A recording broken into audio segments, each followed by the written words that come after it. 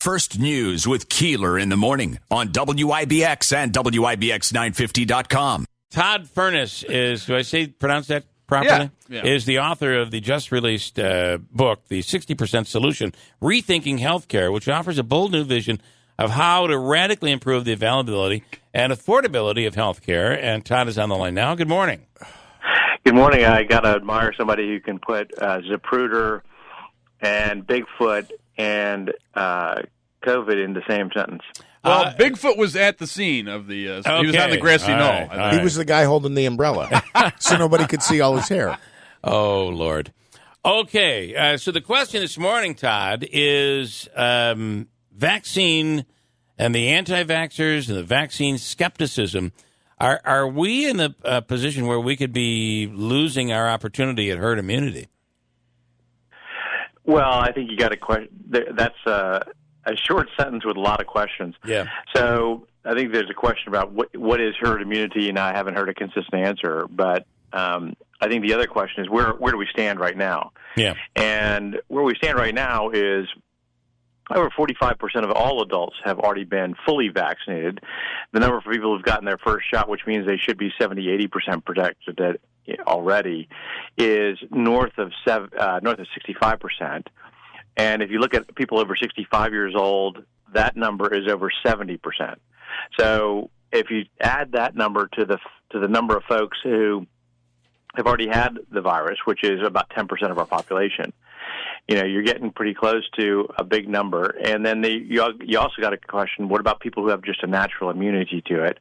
And then lastly, you got to say, hey, what about some people who just shouldn't get the vaccine, like women of childbearing age or young children? Mm-hmm. So I think there's a question around, hey, we may have already gotten past the threshold.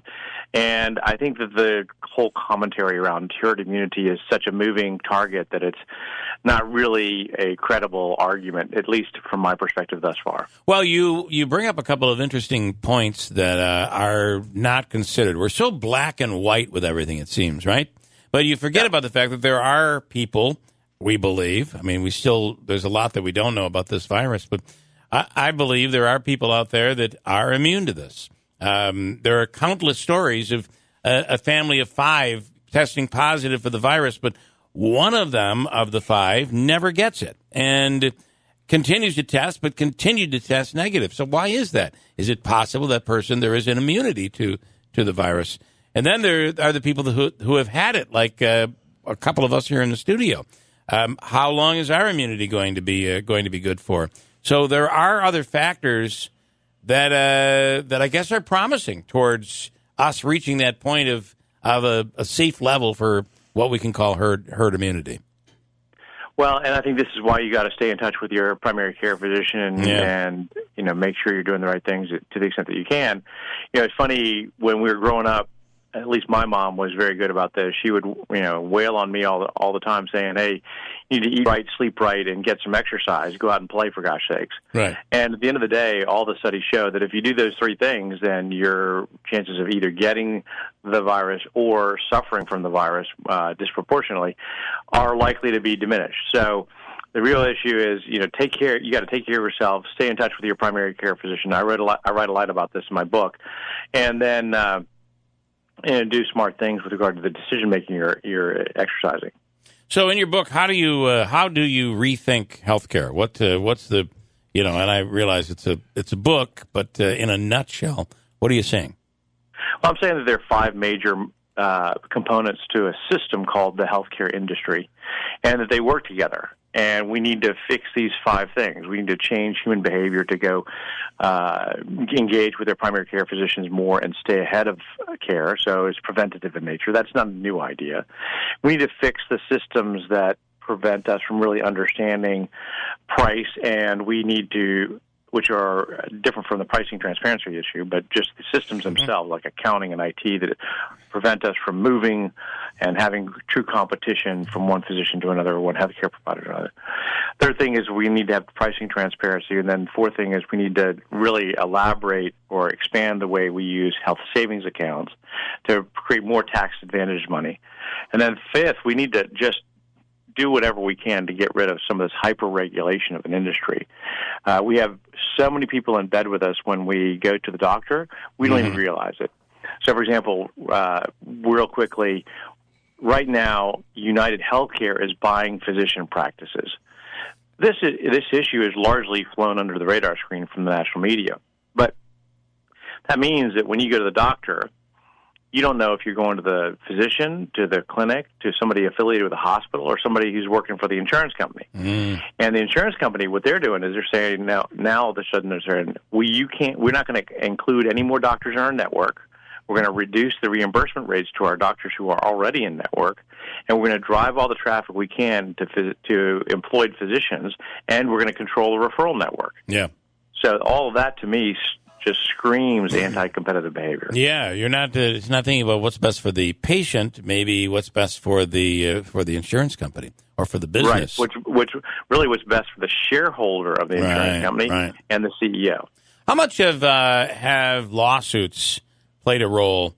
Healthcare lawsuits to the point where when you walk into your physician, you have a lot of restrictions that are imposed by insurance companies, but also I think attorneys have played a role in this as well, saying here's how we're going to protect the hospital network. It seems like the physician today, it's all about paperwork and massive amounts of paperwork. The average number of nurses per doctor in certain major metropolitan areas now is between 7 and 9. And most of those folks are simply doing scheduling and claims processing. Wow. So you're spot on. And that's one of the big areas that I talk about in the book also, which is just the amount of unbelievable waste that exists in the model. And the reason for that is because we don't have consumerism in the industry. If I said to you, hey, Bo, I'd like you to understand what the price of this is. Your answer would be, well, your copay, ... or your deductible, ... It's not the price. That's just the amount that you have to come out of pocket. Right. Or that I have to come out of pocket. And so we're not asking the right questions anymore. And one of the things I've advocated is that we put more money into HSAs and create more consumerism in the marketplace. If I got to be king for a day, which God forbid, would be fun, but what I'd want to do is give ultimately 100 million soccer moms $10,000 at the beginning of the year and say, whatever you don't spend during the course of this year, you get to keep. You would see a level of negotiation in the industry unparalleled and unrivaled, because moms make about 95% of all healthcare decisions for the entire family. And so they're going to do what's best for the child or the loved one, and they're going to be very, very pecunious about how they spend their money. Very interesting. And, we're a society that really doesn't pay attention to you. You're right. We pay attention to our copay. Medicine costs $20, right? That's what your copay is. You have no idea what it really costs. So I'm going to have I'm going to have a knee replacement because my out of pocket's $20. The surgery costs $35,000 or so. Right. But wait a minute, my out of pocket's $20, so I'm good with that. Yet I don't know that I want to be in a position where I'm looking for the cheaper deal. This one's going to do it for $19,000, and they'll throw in lunch. Oh my gosh! I guess we got to find a happy balance in there. Well, it would not surprise you that there are emerging organizations that do quality assessments of the physicians for all of these practice areas. And they're now able to take data that comes from CMS and from other organizations, and then triangulate and say, all right, here's the best value, meaning the highest, the lowest price, and the highest quality available. And so those metrics exist, and you can make a risk-based decision. It's kind of like saying if I said to you, hey, you need an oil change. Now, I don't know about you, but I knew how to change the oil. 16, it was a VW van. I couldn't even tell you what the heck is going on in my Audi A8, right? Right. So, but I do know how to evaluate whether or not to take it to the dealer versus take it to the Jiffy Lube. Right. And I can say what are the benefits and detriments of going to the dealer versus the Jiffy Lube, and I'm willing to make that decision. And it doesn't mean I'm always going to go to the dealer. It may mean, hey, I'm at 3,000 miles. It's time to change the oil. I'm going to pay $20. Yeah. Very interesting. All right, Todd. The book is I'm assuming is all over the 60% Solution: Rethinking Healthcare. I'm assuming wherever you buy books, it's available. That's right. I'm encouraging people to go to Amazon or Barnes & Noble. They're great outlets, and you can get them right away. Okay. Todd, thanks so much. We'll do it again. We appreciate it. Thanks so much. I enjoyed it. Okay. Todd Furniss. The book is The 60% Solution: Rethinking Healthcare. You got to wonder. I mean, you don't you just look at your bottom line. This is what I pay, right? There's no question. But I agree with you on this whole deal where, the competition thing is great, but how far are we going to go with this? Absolutely. And as you mentioned, you look at the bottom line. I had in January a procedure to clean up my knee a little bit. Mm-hmm. And I was actually last week fighting with one of the billing offices, because the way it worked was like I got a bill from the doctor, I got a bill from anesthesia, I got a bill from the place where the surgery was held in, right? You get like 4 different places send me a bill. Well, one of them, for some reason, I think this is the reason, because in most cases, and it is here, your insurance is like January to December. Well, my procedure was done January 7th, the first week of January. So as I was visiting and going through all these procedures, I had insurance for 2020. My card, I still had insurance, but it rolls over on the 1st. So they didn't have my new card with my new code and my new account number. Right. So that one particular bill didn't go in through insurance. It was like $3,500 that I got in the mail. And so I'm fighting with them to go through the insurance, but it's your outlook on whether or not it was worth it was like, wait a minute, I got to pay how much? But what is interesting, though, is when you bought your vehicle, or you bought, the chainsaw that you used to cut up the wood for your fire pit, you probably looked at the price. It's like, well, I can get this one for $79, right? Versus the $149 they want over here. I'm going to get this one. Correct. Did you know how much that surgery was going to be before you went in? Your little cleanup on the knee? Mm-mm. Did you check on it? No. We never do. That's not something you normally do when you walk into so you're going to get a knee replacement, or you're going in for cancer surgery. I had no clue what that was going to cost. You don't ever, it's not like you ask. Well, but in that case, because I could get it done over here for about $2,000 cheaper. We never do that. No, but I'm not sure we should either. The cancer thing is for real. I'll tell you, I have a piece of glass still in my foot. There's still a piece of glass in my foot.